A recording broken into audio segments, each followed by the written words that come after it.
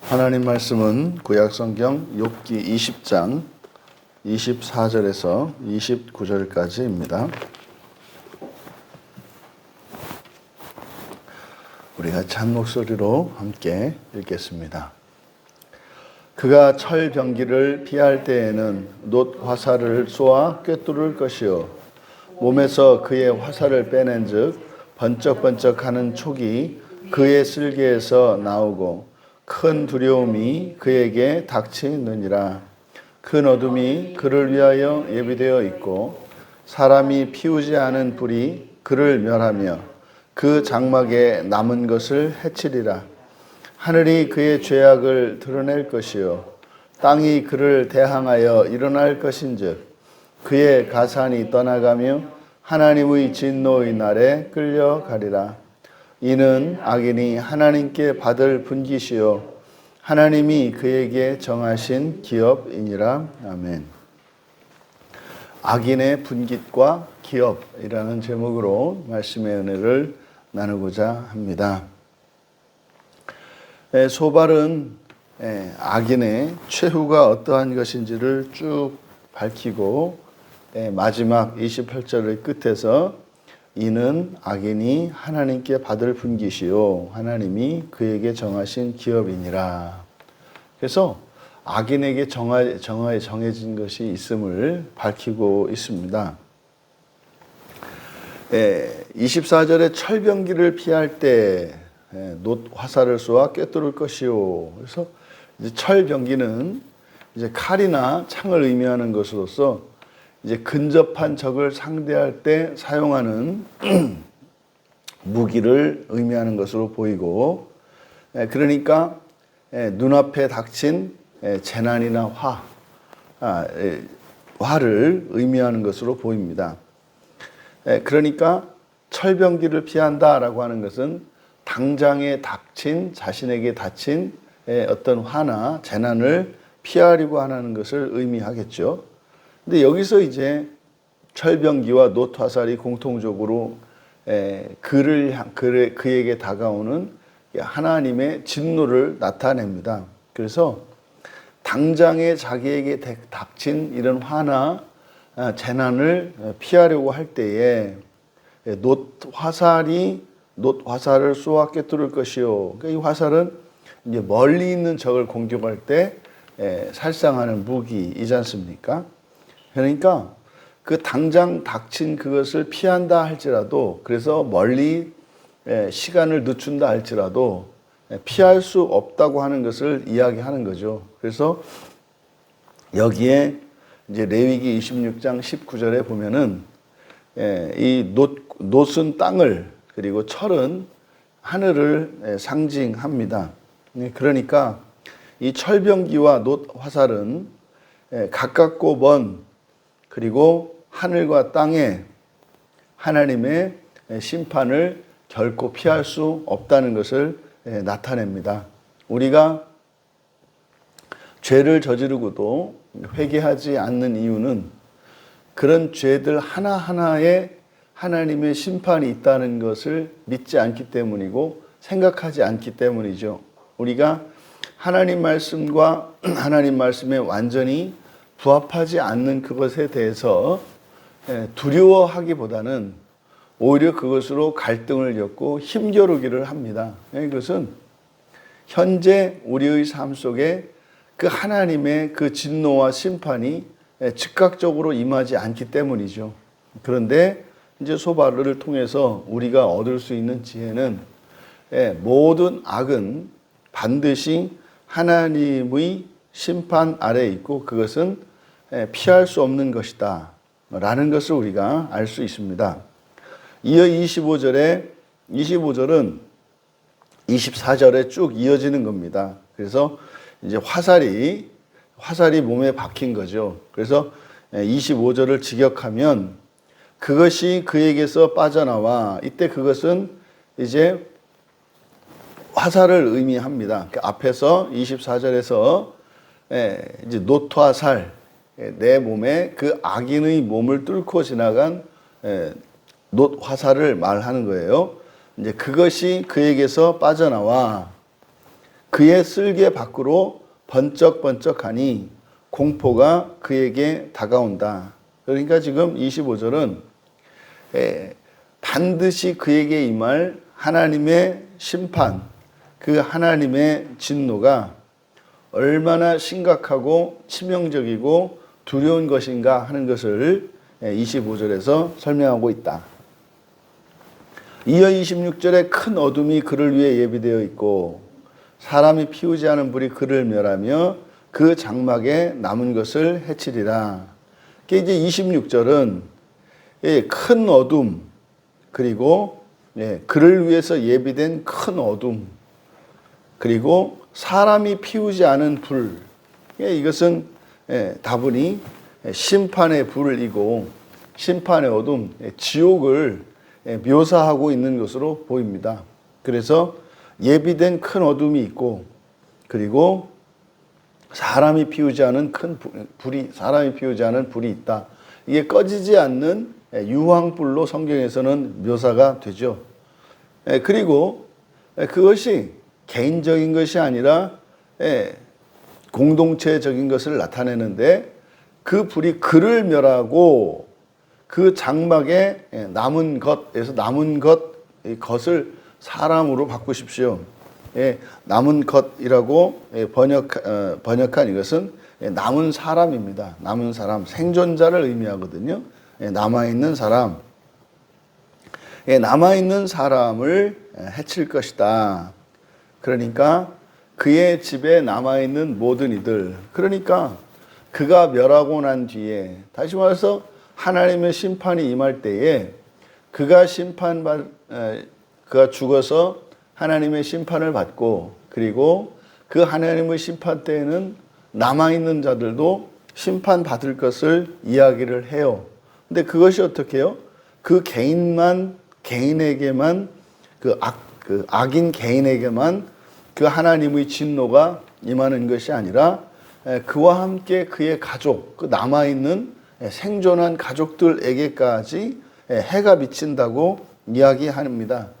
뭘 이게 정확하게 이것이 그 사람과 가족이 공동 운명체다라고 하는 것을 왜 그러냐라고에 대해서는 자세하게 아직 설명을 할 수 없겠습니다만, 분명히 개인적으로 우리가 지은 죄와 또 개인의 이 죄는 또 공동체적인 죄가 포함되어 있음을 알 수가 있어요. 그래서 우리가 회개하는 일은 개인적인 일인 동시에 이것이 가족적이고 가문적이고 교회 공동체적이다.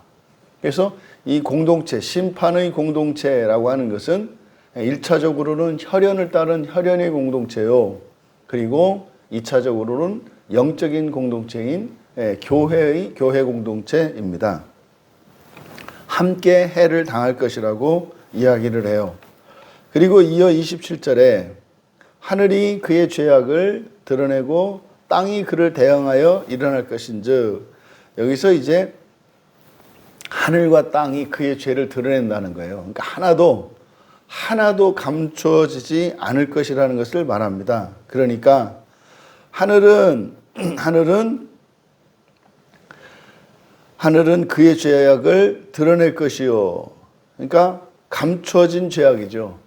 감춰진 죄악을 드러낼 것이고, 그리고 땅은 대항하여 일어난다 이렇게 되어 있는데, 여기서 일어난다라고 하는 것이 이제 쿰이거든요. 자리에서 이렇게 일어나는 거예요.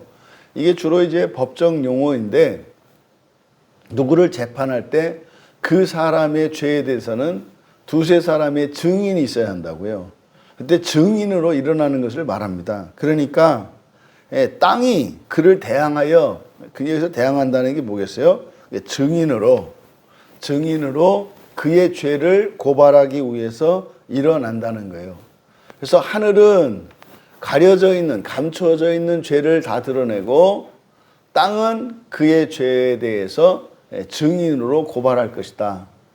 이게 이제 우리말 속담에 있는, 낮에 하는 말은, 그러니까 새가 듣고 밤에 하는 말은 쥐가 듣는다 하는 것처럼, 하늘과 땅을 통해서 모든 개인의 죄가 하나도 감춰지지 않고, 그리고 확실하고 분명하게 죄가 드러날 것이라는 것을 27절에서 밝힌 겁니다. 그리고 이제 28절에 그의 가산이 떠나고 하나님의 진노의 날에 끌려갈 것이다. 여기서 이제 그의 가산이라고 하는 것은 살아생전에 그가 쌓아놓은 재산입니다. 그래서 가산, 이게 이제 우리말로 이렇게 한자로 가산이라고 이제 간단하게 번역해 놓은 거죠. 그대로 직역하면 가는 집이고 사는 재산이니까 그의 집의 재산인 거죠.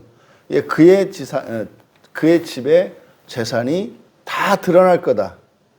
그리고 그래서 그가 끌려갈 거다 이렇게 되어 있습니다만 이 끌려가다라고 번역한 이 말이 나가르인데 이 나가르가 쏟아지다 흘러가다. 그러니까 물을 지고 가다가 여러분이 이제 길에서 턱하니 이제 돌멩이에 걸려서 넘어진 거예요. 그때 양동에 있던 물이 바닥에다 쏟아지잖아요. 쏟아서 흘러가 버리잖아요. 이게 이렇게 나가르입니다. 그러니까 하나님의 진노의 날에 끌려가리라라고 하는 게 아니라 그 재산이 다 쏟아질 거다. 그러니까 그 재산이 다 드러날 것이고 그 재산이 하나님의 진노의 날, 심판의 날이죠. 그 심판의 날에 다 쏟아져 버릴 것이다. 이게 이제 잠언 13장 22절에서 선인은 그 산업을 자자손손에게 끼쳐도 죄인의 재물은 의인을 위하여 쌓이느니라. 이게 이제 사실은 그런 거거든요. 죄인이 쌓은 재물이 의인의 것이 된다는 이야기예요. 근데 뭐 우리가 살아서 그렇게 보입니까?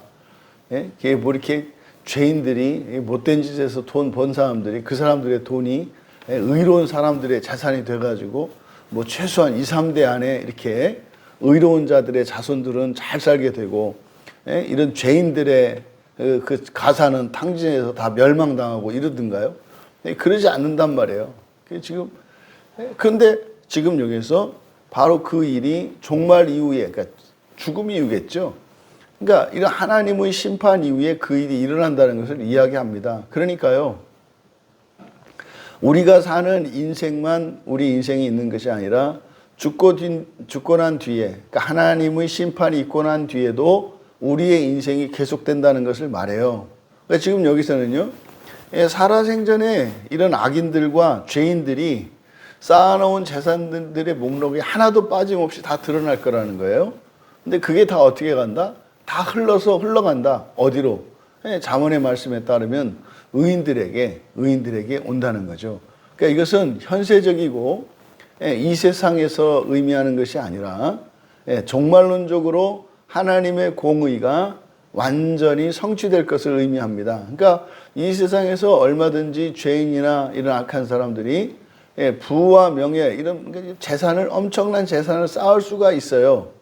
근데 그것은 다 누구를 위한 것이다? 의인들을 위하여, 선한 이들을 위하여 그것이 쌓은 것이다라고 말씀을 하는 거죠. 그리고 이제 29절에서 그들이 받을 분깃과 그들에게 정해진 기업에 대해서 이야기를 합니다. 그러니까 그들이 사실상 살아서 누렸던 이 모든 것들은 결국 의인들을 위하여, 선한 이들을 위하여 쌓은 것이 되고 본인들은 모든 것을 다 잃어버리게 되고 오히려 그는 이제 온전케 되기 위하여 모든 것을 빼앗기고 오히려 고통과 고난의 연단을 받게 될 것이라는 거죠. 그러니까 지금 이 소발이 말하고자 하는 게 바로 뭡니까? 이 악인에 대해서, 다시 말해 지금 이제 소발의 직접적인 의도는 모든 것을 잃어버리고 병에 걸려서 고통당하고 있는 욥의 원인이 그가 악한 사람이기 때문에 그렇다라고 말하고 있습니다만, 이 소발의 말을 통해서 종말에 대한 계시를 우리가 얻게 되는데 바로 이 끝 마지막, 이게 흔히 말해서 이 지옥이라고 하는 이것이 하나님께서 정하신 것이라고 말하는 거예요. 누구를 위해서? 악인을 위해서. 그러면 하나님이 정하신 것이니까 그건 다 선한 거란 말이에요. 그러면 하나님께서 지옥을 세워놓으신 목적은 바로 악인들을 선한 자들로, 죄 있는 자들을 의로운 자들로 바꾸기 위해서. 보세요. 이 악인들이 쌓은 재산이 얼마나 수고했어요. 그게 다 누구한테 가요? 선한 사람들에게. 그러니까 선한 사람들이 누리는 그 재산이 누구의 섬김을 받은 거예요? 악인들의 섬김을 받은 거예요. 그러니까 그렇게 착한 악인들을 하나님이 그냥 두실 리가 있습니까? 그렇고 애쓰고 수고해서 그 선한 사람들을 섬기는 그거를 그 못돼 먹은 그리고 부족한 죄 있는 그것은 하나님이 고치시겠지만 그들이 애쓰고 수고한 그것에 대해서는 또 하나님이 상을 주셔야 되지 않겠어요? 이게 하나님의 섭리죠. 그래서 그들은요 마침내 지옥에서 나오게 될 것입니다. 지금 소발이 이야기하는 이 악인의 분깃과 기업, 이게 예수님께서 마태복음 25장과 누가복음 19장에서 말씀하셨던 그 달란트와 한 달란트 그 한 문화에 대한 비유에 나오죠. 이게 하나님께 주인으로 나타나는 그 하나님이 종인 사람에게 각각의 달란트를 나누어 주잖아요. 근데 한 달란트를 가지고 있는 사람은 마지막에 뺏기게 되죠. 뺏긴다고 하는 게 바로 뭐예요? 이게 악인의 기업, 악인의 분깃에 대한 이야기다. 그러니까 이 달란트와 문화의 비유에서 나오는 그 한 문화를 한 문화의 재산. 그러니까 가지고 있지만 결국 모든 것을 빼앗기게 되는. 그러니까 악한 자들은 모든 것을 빼앗기는 때가 있을 것이라는 거예요. 그러니까 소발이 여기서 쭉 열거한 이 내용들은 결국 바로 지옥에 대한 이야기이고, 이 지옥이라고 하는 이것도 하나님께서 악한 자들을 고치시기 위하여 정해놓은 것임을 알 수 있다. 하나님은 선하시기 때문에, 또 하나님은 전지전능하시기 때문에 사람이 선택할 악한 선택, 그것에 대해서도 하나님의 뜻이 어그러지지 않도록 그러한 불순종조차도 순종한 것과 동일한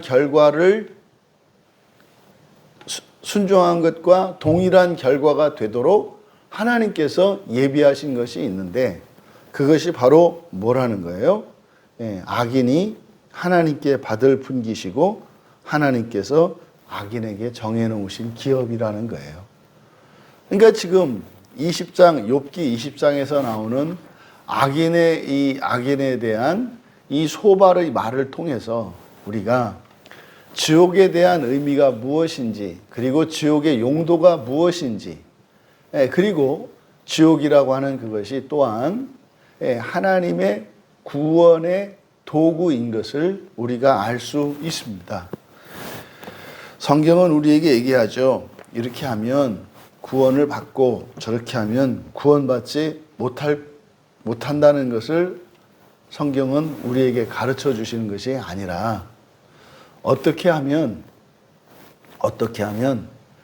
좋은 구원을 얻을지, 어떻게 하면 악한 구원을 얻을지, 그때 좋은 구원과 악한 구원이라고 하는 것은 우리의 고난과 고통과 관계되어 있습니다.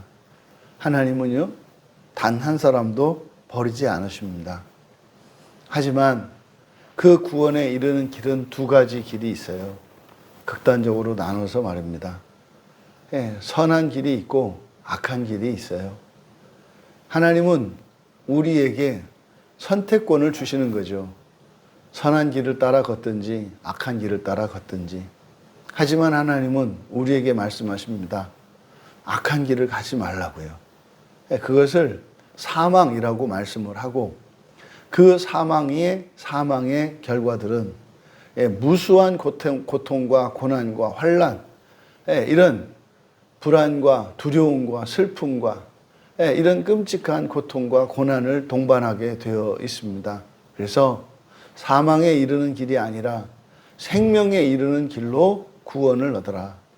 그러니까 생명의 구원과 사망의 구원에서 사망의 구원이 아니라 생명의 구원으로 나아갈 것을 성경은 우리에게 가르쳐 주는 것이죠. 부디 성경의 모든 말씀이 절대적인 하나님의 진리인 것을 믿으시고 나의 무엇을 기준으로 삼아 하나님의 말씀에 대항하는 것이 아니라 언제든지 무엇이든지 하나님의 말씀대로 나의 생각과 기준들을 바꾸고 하나님의 말씀만이 절대적으로 나에게 선한 것을 믿고 그렇게 선한 구원의 길에서 하나님의 기뻐하시는 구원의 영광을 누릴 수 있기를 주님의 이름으로 축원합니다. 존귀하신 하나님, 모든 사람에게는 죽음 이후에 분깃과 기업이 있는 것을 오늘 말씀을 통해 다시 한번 확인하게 됩니다. 이 세상을 살아가는 동안은 차별적이고 불평등하고 불공정하지만 반드시 그 모든 것이 죽음 이후에는 공의롭게 되어지며 공평하게 되어지는 것임을 믿습니다. 낙원과 지옥으로 계시되어 있는 죽음 이후에 우리에게 주어질 그 분깃과 기업 가운데 또 거기에 속한 그 모든 것을 우리들이 누리게 될 것이라고 소발의 말을 통해서 가르쳐 주신 하나님, 저희들이 살아가는 동안은 병들고 가난하고 힘들고 외롭게 지낼지라도 죽어서는 마침내 완전한 그 낙원의 복을 누릴 수 있도록 도와주셔서 그것이 또한 저희들 개인만이 아니요 공동체적으로 저희들 한 사람의 의로운 길을 통하여서 또한 저희들의 신앙생활을 통해서 사랑하는 부모, 형제, 가족은 물론이요 교회에 속한 사랑하는 지체들과 함께 그 선하고 영광스러운 생명의 부활에 임할 수 있도록 은혜를 내려 주시옵소서. 그 일을 위하여 살아가고 있으며 그 일의 영광을 위하여 우리들이 신앙생활하고 있음을 늘 깨닫게 하여 주셔서 우리의 삶의 영광스러움과 복됨과 그 거룩함이 언제나 기쁨과 만족이 되게 하여 주시옵소서. 감사하며 예수님의 이름으로 기도하옵나이다.